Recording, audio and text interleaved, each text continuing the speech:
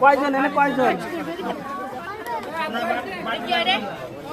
খালা তো ভাই খালা তো ভাই কোবা তো ভাই তোর ভাত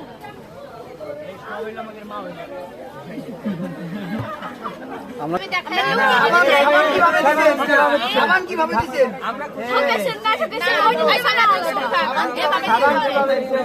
সাবান কিভাবে দিচ্ছেন? কি জানি আমি আর দুয়ার দিন নাকি কি হইছে আমার ভাই এরকম না যাবে এভাবে দিন আরে এটা নেব না আমি দিচ্ছি